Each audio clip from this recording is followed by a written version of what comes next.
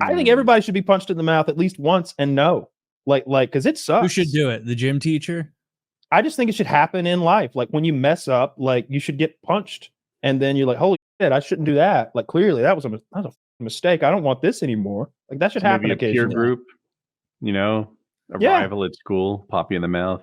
Absolutely. Teachers should. I said some shit I shouldn't have said one time, and I got my nose broken for it. And I learned. Don't say that. What'd you say? I said something mean. I don't even want to repeat it. It was mean. I said a mean cutting thing because I wanted person hurt my feelings, so I hurt him back, and I went too far. That's fair.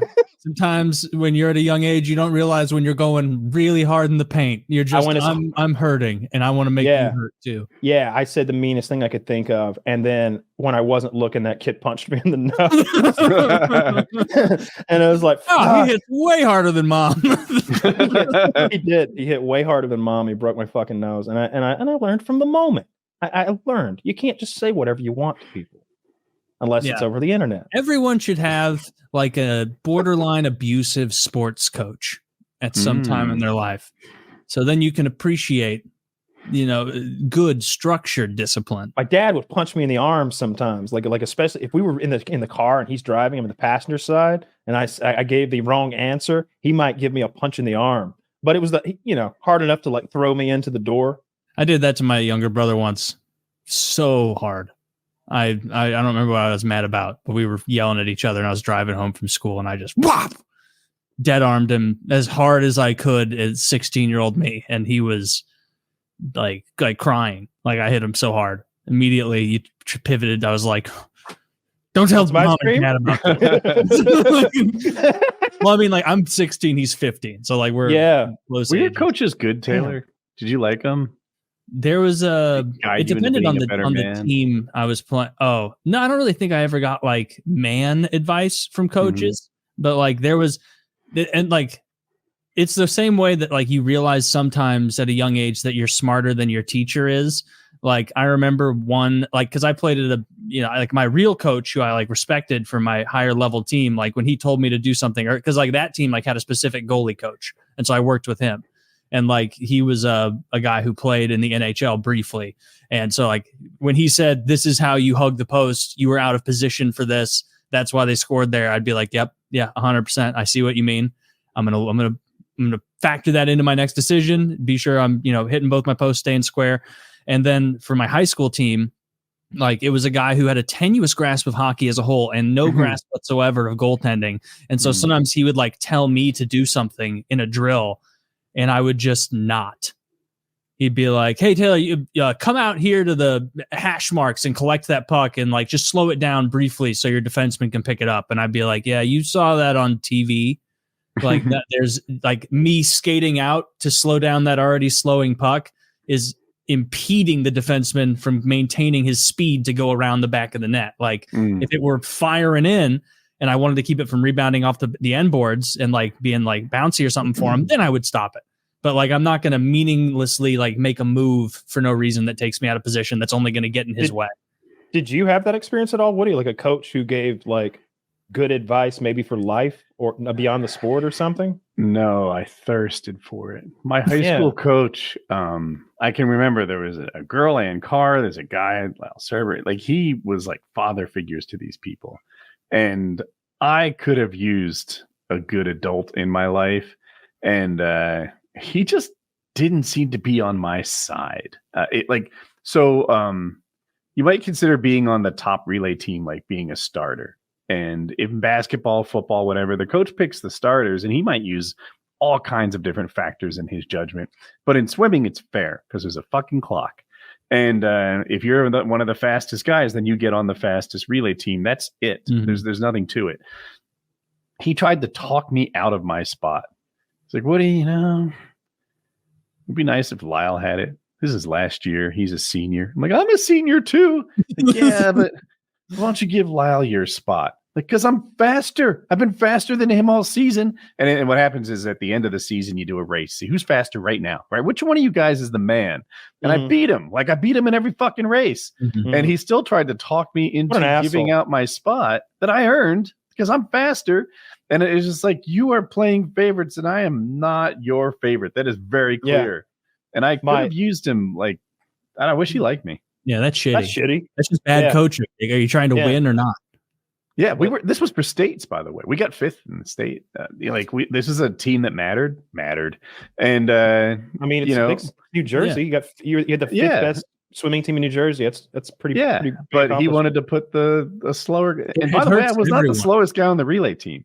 Like, that's the other thing. That's what I was going to ask. Like, take Mark's spot if you want us to lose. I was first or second, because on a relay it's a little hard to measure because the first guy starts off the block and then everyone else gets like a flying start, which lowers their time. Sure. And the rule is your feet have to be on the block while he touches the wall. So you're like, 2 yards into your swim in midair with just your tippy toes on the block when he's touching the wall. That's the goal. Thing, yeah. So it makes you faster. So it's hard to compare all the times, but I was the fastest or second fastest guy on that relay team. And he wanted to bump me off it to put the 5th fastest guy on. Like fucking that kid's mom or something. Because you liked him more. And everyone else on the team. How do you as a grown man, how do you like a teenager more to the point where you want to change the I think this guy got kind of bullied. When he was like a freshman and sophomore from the older boys. And then when it was his chance to be a senior, suddenly this surfer walks in off the street and is faster than he is. Like that's Lyle's maybe side of the story. But I'm like, well, I was faster because I trained hard and I was faster. And nobody like that wouldn't help Lyle in the long run with his teammates anyway, because everyone would be like, we really need Woody in there to get the points or however it's structured. Like no one's going to be like, great job, Lyle. You lost us the race single-handedly. Like, right. So that coach is even putting him in an uncomfortable position where he's like, hey, so I talked to Woody and Woody said he might give his spot up. Would you be comfortable doing the 4-man relay? That guy's probably like, what? So the rest of the guys can like bully me for ruining our chances at this? Like that. Yeah. That's just a shitty coach. Like you need to do sometimes, like if you need to win, you need to put the right person in. I remember on my high school team, like I'm not that checked in, didn't care that much, but there was one game in particular that we were playing a team that wasn't very good. And my backup, Jake, like before the game, and I like went in, like I think I'd already played a game like 2 hours earlier for my other team. And so I was like, Jake, you stepping up? You playing tonight, bud? And he was like, honestly, Taylor, I think we need a win here. And I was like, okay, I'll play the whole game then. And it was, and we did get the win, probably largely because of that. But like, I had a football coach. Nobody would have been happy with him if he would have let in 3 squeakers and then we lose, 5-4 or something. I had a football coach who had a traumatic brain injury like the year or two before, and no one had quite yet realized that he was retarded. No. He was hit in the head with a baseball bat. He was assaulted. Baseball guy. Oh, assaulted. More of a street fighter. And he was genuinely somewhat retarded. Yeah. This grown man who was coaching our football team. Over his head gambling. like there was an assistant poker coach in garages. But we were pretty young, so like it was, you don't really notice as a kid, but I remember hearing my parents talk about it. And so the next time we had like a pizza party at his house after the game, the coach's house, and I was like, man, that lady just wiped coach's mouth. Like that guy he was at his wife's house, like he had been a regular guy, but he had been damaged, and he was coaching us. Does your wife not take her nurse outfit off after work? I remember learning nothing about the game of football. I remember at the end of the year realized I was like, so we're supposed to get, that's the quarterback. Okay. All right. So we should be trying to get him and anyone he hands the ball to or throws to. That was like last game of the year. We picked that one up. And so you don't think it helped your development? You could have played in the bigs. I just remember that being the worst experience of my childhood, that stupid football team. It was just awful. We travel around and get beat up. I had a great football coach who, like, it was just, I only played in middle school. But that's what this was. like middle school football, and he also somehow got assigned by the school to be a tennis coach. And this guy not only didn't know tennis, but from his body language had an active animosity towards it as a sport.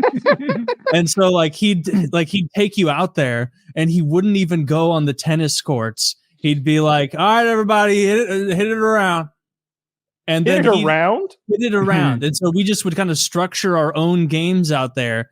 And he would sit up on the stairs out back of the gym, kind of overlooking us. And this is like late high school age. So like the first iPhones that could actually go online kind of, were out. And so he would sit up there and look at his phone and smoke cigarettes.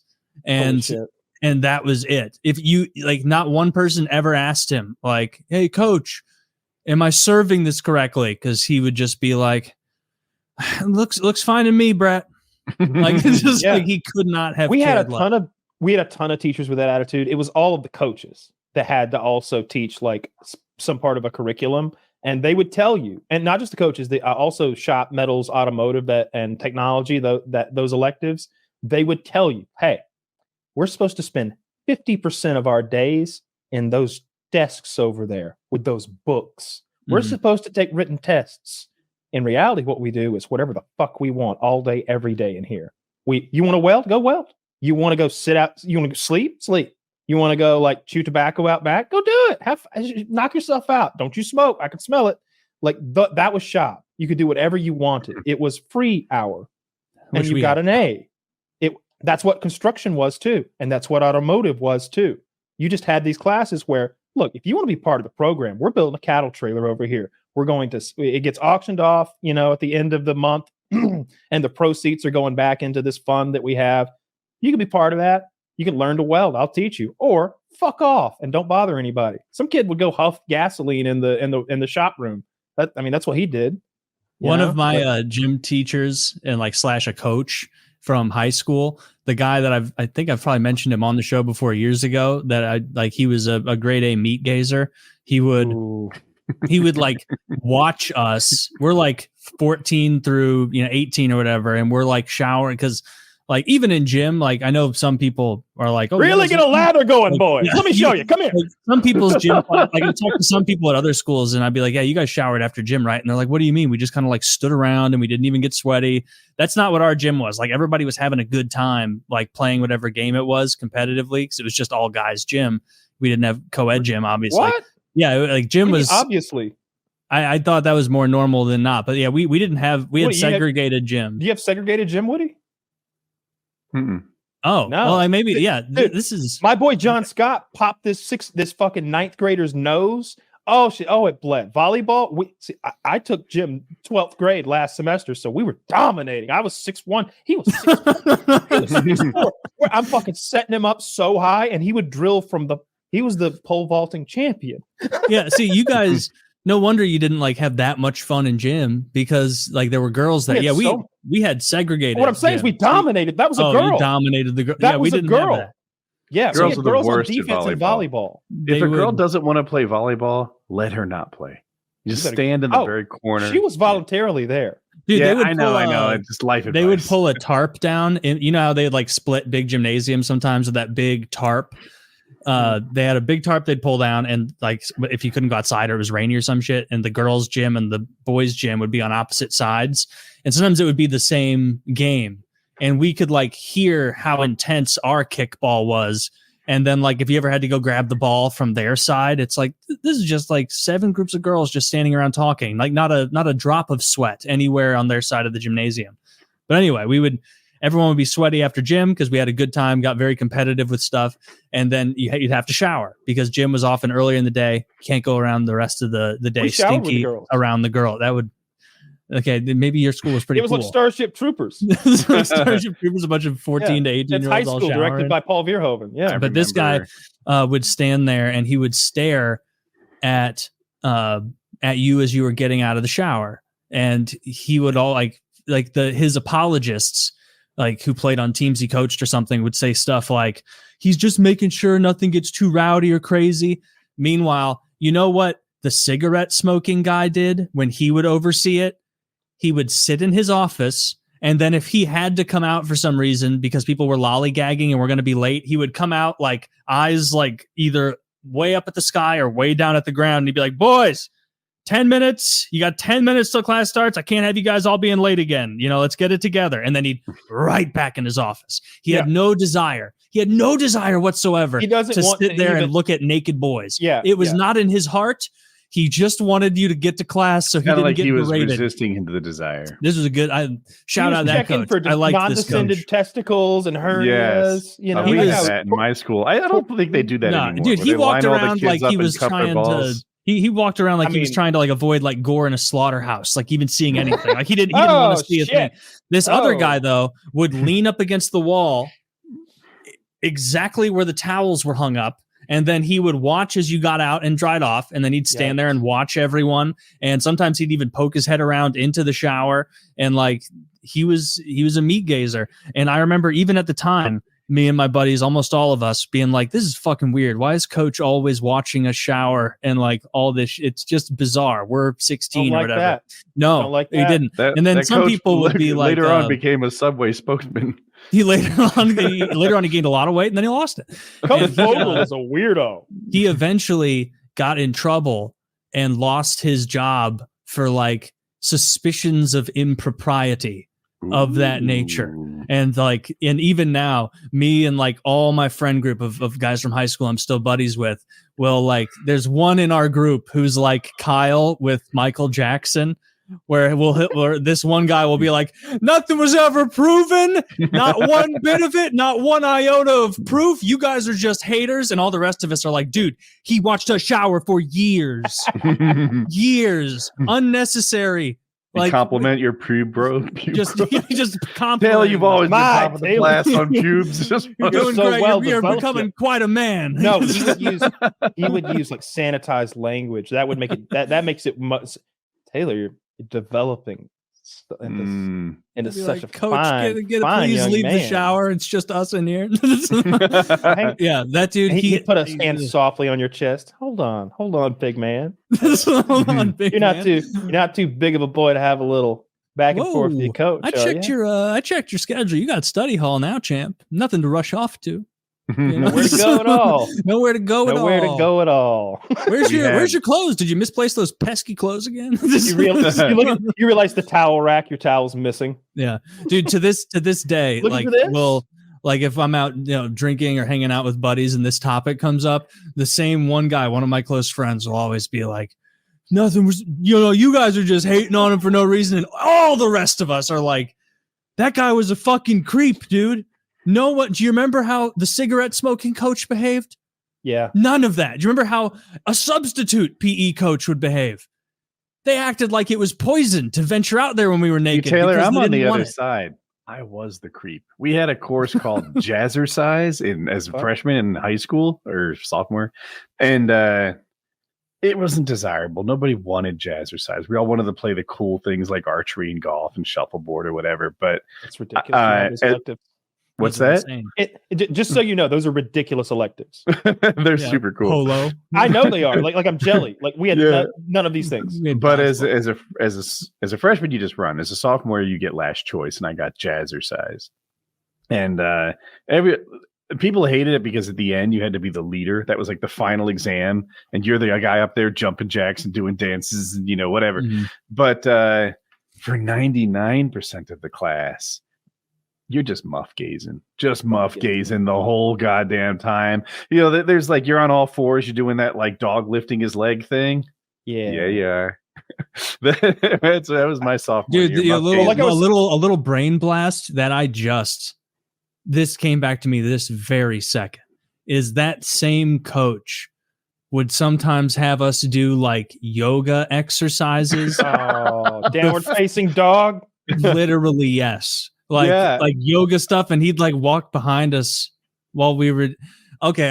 I was already sold on my theory. Taylor, you might want to look this guy up. Let's look this guy up. Like that, I feel like we need to go down that Facebook rabbit hole and see. I have looked him up, and I've found him because a buddy of mine who agrees with me on this is like sent this like when this like many years ago when he got fired for supposed impropriety of some, I don't know what it was, and find out. He sent it to me, and he's like, look. I think we were more on point than we realized. Joking He's a at the lunch nurse now. I fucking hope not. I hope he's not working at any schools. But that guy was a creepy dude. Was there anything suspicious about his post-school activity? Like, did you find something out? Sells ice cream now or something? I could see him, making a lateral move into the ice cream biz. That seems like a serial killer, diddler adjacent kind of thing. Those things go hand in hand. Once you diddle, like, what do you do with the kid now? And I also remember this one English teacher in 8th grade would like give the girls back massages in like the middle of class sometimes, and just having a feeling in my head like this is wrong. This shouldn't be happening. Yeah. Why is he touching? Why is this 35-year-old How old were they? Well, how old are you in 8th grade? 14? Not quite ripe yet. That's too young. You're very young. Yeah, you're too young to be getting touched by a 35-year-old teacher. Well, I don't care for that one bit. I don't care for that one bit. No. Man, this is really. I'm honestly getting a little skeeved out. Like, just the boy thing was bothering me, and now that like I'm a little upset like from these stories. I genuinely am, because it's like the worst thing, right? Dude, you would catch this guy looking at your penis. Like, we didn't make up Meat Gazer because it was funny. He was looking at our dicks. See, we didn't shower. Nobody got naked. I had co-ed gym, co-ed weightlifting, co-ed advanced weightlifting, like all that shit. You'd mixed everybody together. There were no classes where it was only girls and only guys. That didn't happen. Yeah. Even home ec, like there'd be like 2 or 3 dudes in there learning to fucking make muffins. Dude, if you didn't shower, you would get bullied for not showering, for being a stinky kid. Nobody showered.